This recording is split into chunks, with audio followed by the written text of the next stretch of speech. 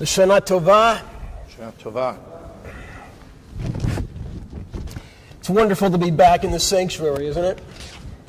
Amen. And I can tell that those of you, especially who are here for the second day in a row, must have hungered to come back after last year's... Are you giving me a thumbs up to speak louder, or you're happy that we're back? Louder. Okay. Both. Okay. Because you have sat here with your masks on and singing, which is impossible not to do, but nevertheless it is particularly challenging with your masks on for so long. So I am going to begin, and when Mike gets the second TV up and running, all the better. But in the meantime, what I really want to do is continue the discussion from yesterday, which was about the Jewish streak of communitarianism and how that is in tension with the American ethos of individualism and, in some cases, libertarianism. The idea that the individual has rights, and only in rather extreme circumstances should the government infringe upon those rights. So this is a book by Mike Sandel called The Tyranny of Merit. We'll be talking a little bit more about that book on Yom Kippur. So this is a quote.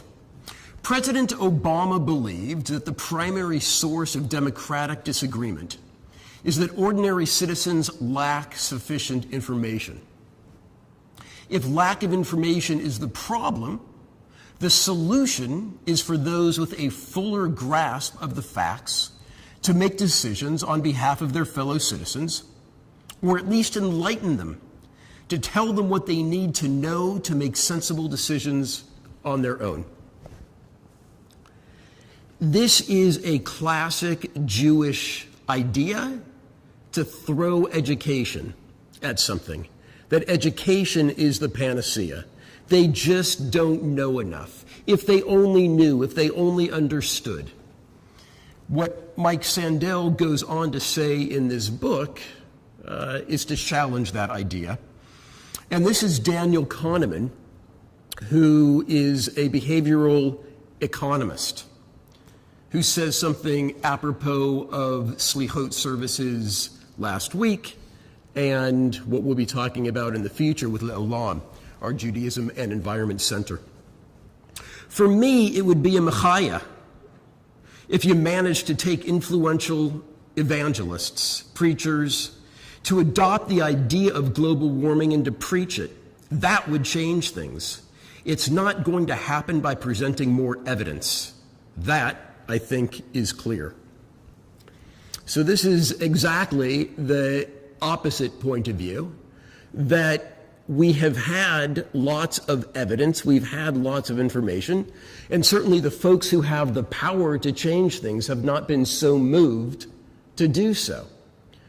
And he correctly, I believe, Daniel Kahneman, understands that the best way to mobilize the masses is not from the bima, but from the pulpit, specifically in the Christian traditions, where the preachers and the evangelists have incredible sway over what their parishioners think and what they do.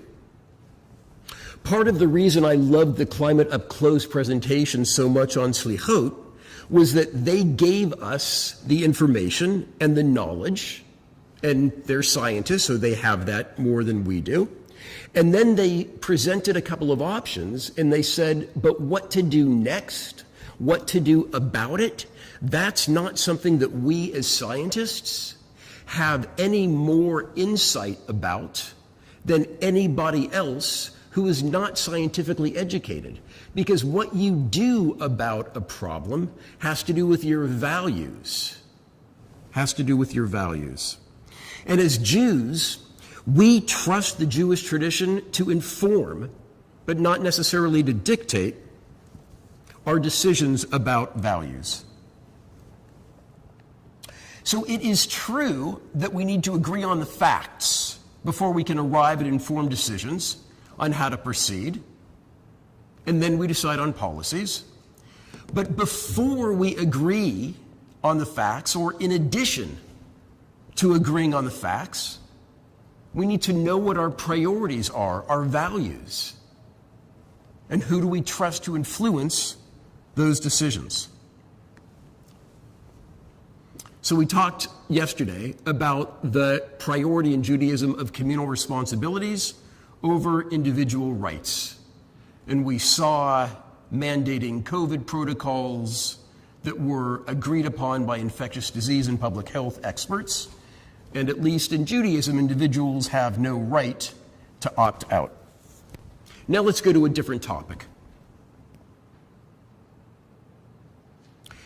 In terms of Jewish values, I feel pretty comfortable and confident saying that a safe and secure Israel for Jews is a greater value, is a higher priority than the national aspirations of Palestinians. I don't think that's even remotely controversial. And experts in Israel and outside of Israel who have all the information about Israeli politics and policies and the street in the Arab world and the civil war in Syria and the dynamics in Egypt and in Jordan, they disagree with one another. To remind folks that when people throw facts at you about the Israeli-Arab conflict, they might know more facts than you do, but even folks who know all the facts don't agree on what to do, because figuring out what to do depends on your values, not data. How much are you willing to risk Israeli safety and security, which is our priority, in order to accommodate your other values? And your other values include human rights, and it also might include Palestinian national rights. So the broader question, if you pull back the camera, is how much risk are we obligated to assume for the other? And traditionally, Judaism breaks down the other into us and not us, into Jews and Gentiles. And for the vast majority of time that the Jews were writing halakha, it was us and them, and they weren't always so nice to us. And the law, amazingly, charitably, generously, nobly, doesn't really reflect the reality of the Jewish situation. Jewish law for Jews: do not stand idly by the blood of your neighbor. My halacha teacher, Joel Roth, who recently resigned from the Committee on Jewish Law and Standards at the seminary, said that as a result of this verse in the book of Leviticus, and because of the very low risk involved in blood donation, were there to be a shortage of blood, and there would be a mandate, a call out for everyone to donate blood, Rabbi Roth, by virtue of this verse, would force people to give blood even against their will. Force Israelis, force Jews to give blood even against their will. They don't have an option to opt out because of this verse: do not stand idly by the blood of your neighbor. We took a look at the mitzvah of ma'akeh yesterday, putting a rail around your roof. And the Shulchan Aruch, the primary code for traditional Jews, written in the 16th century, sums it up. If someone is threatened by an evil animal and you can save him, you must. You must. You cannot stand idly by and watch someone else die if you have the capacity, if you have the capability to save that person. In the footnotes, it says, even if you yourself can't, but you can hire somebody to save that person, you're obligated to do so. In the footnotes to the footnotes, it says, and when you save them, you can sue them to get your money back.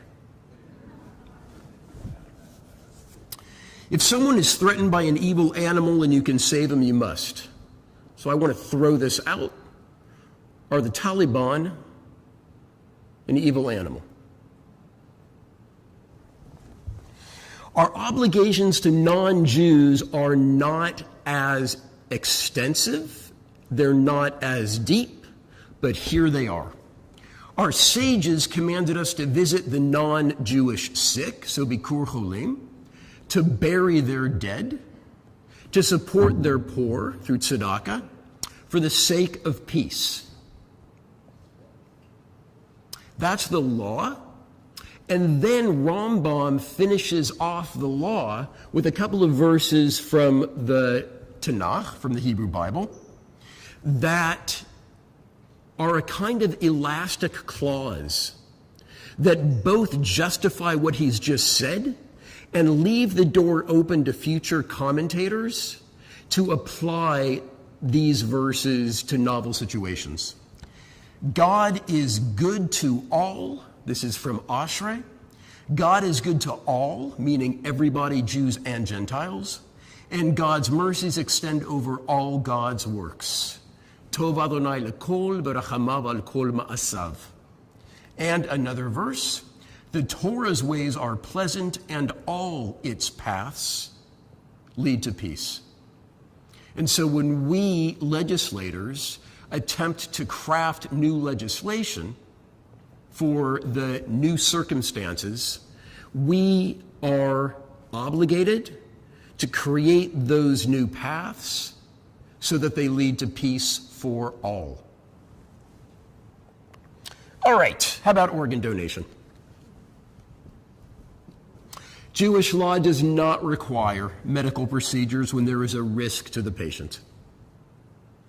So organ donation, unlike blood donation, carries with it more risk and therefore is not required. But we couldn't graduate from rabbinical school without having a little pink circle on our license, on our driver's licenses, that says, God forbid, we should die in an accident, our organs would be donated. So for us rabbis, it was mandatory, not that we donate while living, but that our organs serve a purpose even in our death. Now I want to quote somebody from the Orthodox world. I think it's best in situations like these to go with the most traditional and observant movements to show how their leaders understand contemporary realities. Rabbi Ovadia Yosef wrote that a kidney donation, though not required, would be a mitzvah gedolah, since the danger of donation is relatively small. In general, the less risk, the more we are encouraged to donate.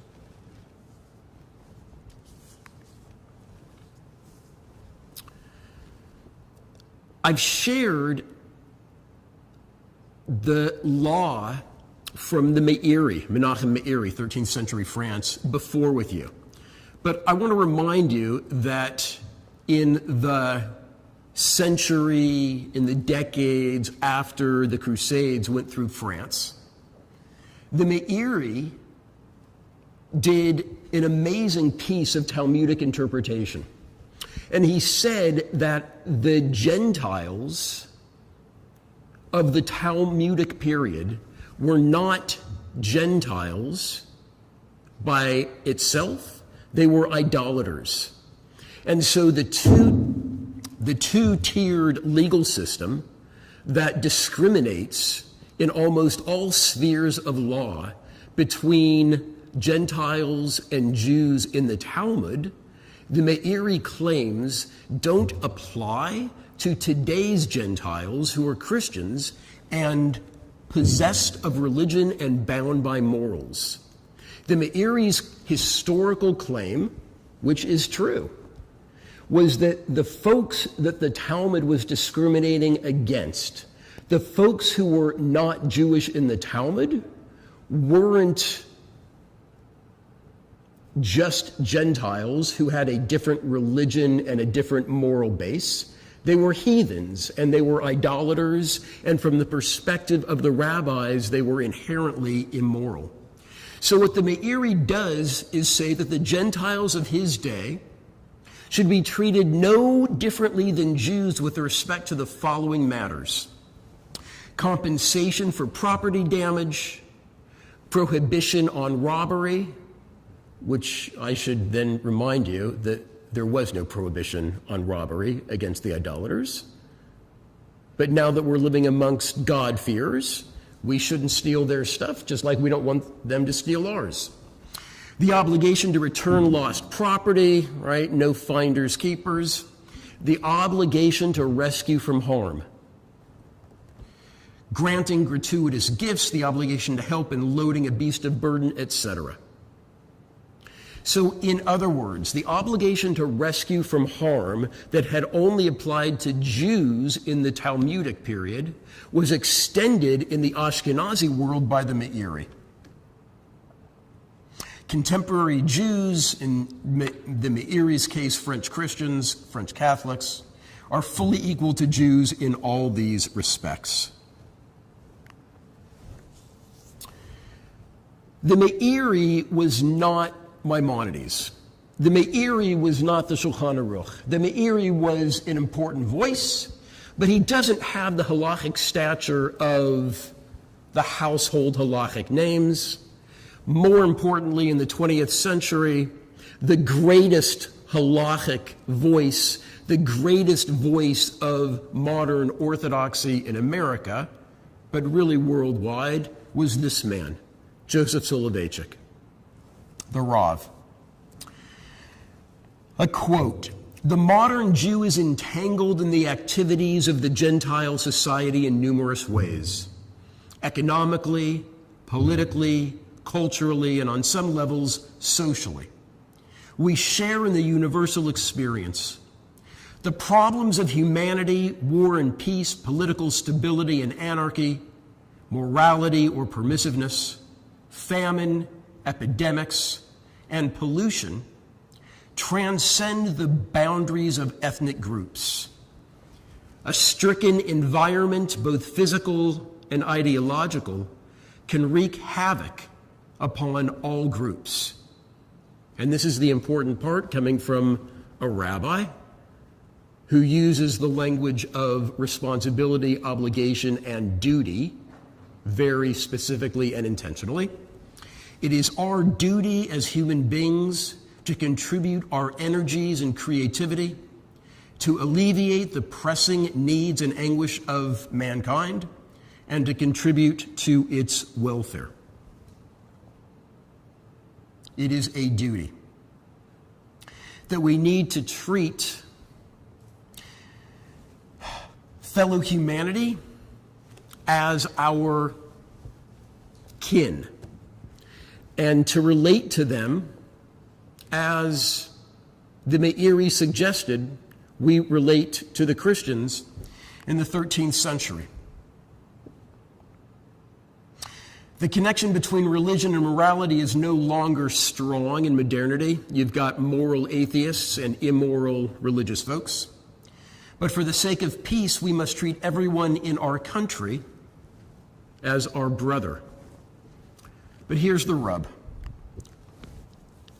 We have individual discretion about how far we extend ourselves to our brothers.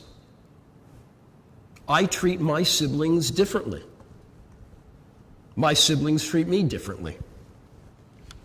So the green circle is everybody in America.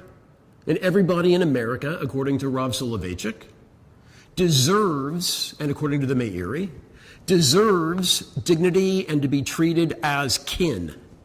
To be treated as kin. But it doesn't mean that we have to donate an organ. The people that we donate organs to are in the red.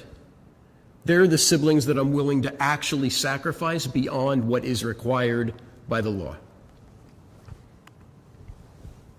Now, the question for us on Rosh Hashanah and Yom Kippur is, do we aspire to close that gap?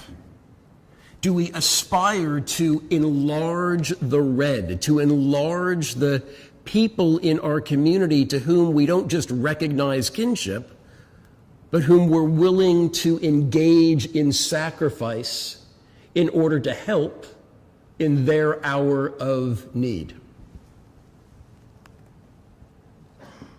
This is what I call a vayigash moment.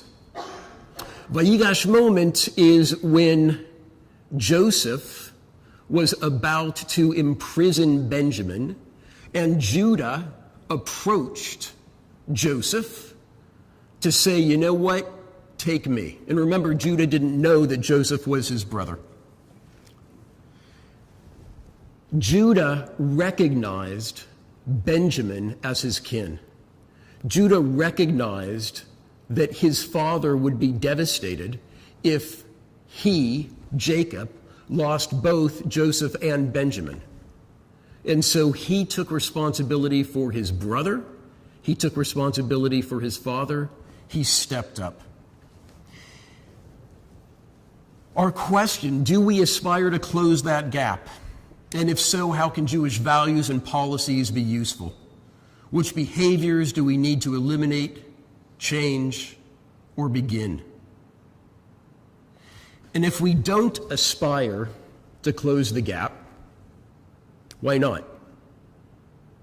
Why are we unwilling to extend our Jewish communitarian ethic to those who are non-Jews or non-Americans? Would we feel differently in Israel?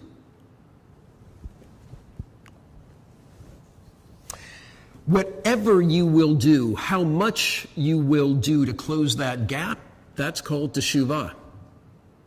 That's called teshuvah because we are recognizing our kinship with other human beings beyond the Jewish community.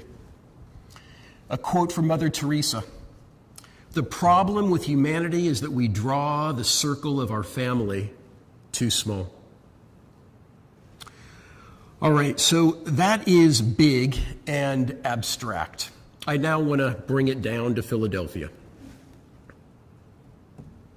Nobody asked me, I wasn't consulted, but it seems as though we've got thousands of Afghani refugees who have recently come to Philadelphia. Were someone to have asked me, I would have said, you know what? I'm really not inclined to be importing folks who are anti-Semitic and anti-Zionists. I'm fine with other refugees who don't have that anti-Semitic baggage and that anti-Zionist baggage, but I would prefer to contribute to their resettlement somewhere else that is less threatening to me and perhaps more familiar and comfortable to them. Alas, I was not asked. So we are now in a position where we have 8,000 Afghani refugees. And it's a vayigash moment for me. They're here, and how am I and how are we going to behave toward them? We have this line in the Torah that we can't read away. For the Lord your God shows no partiality and takes no bribe, does justice for the orphan and the widow, and loves the stranger. Loves the stranger, the alien, the refugee, by giving him food and clothes. Therefore, you must love the stranger, for you were strangers in the land of Israel, in the land of Egypt, before you went to Israel. And so beginning tomorrow, and going through the end of Sukkot, we at AJ are going to be collecting clothes, children's clothes, men's clothes, women's clothes that are modest for the Afghani refugees and delivering them to Hayas. This is an opportunity for us to remember, as we approach Sukkot, our own refugee status in the desert for 40 years when we were homeless. Sukkot is the Jewish holiday of being homeless, of being refugees.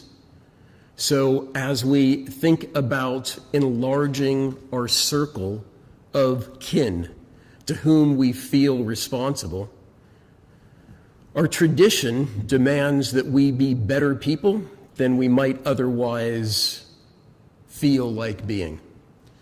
And so I am being pushed out of my comfort zone, and I am trying to suggest to you that you also should push yourselves out of your comfort zone in order to show love to the strangers.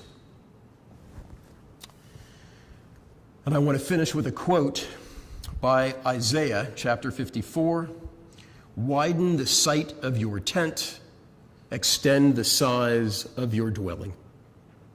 L'shana tova techatevu v'techatem.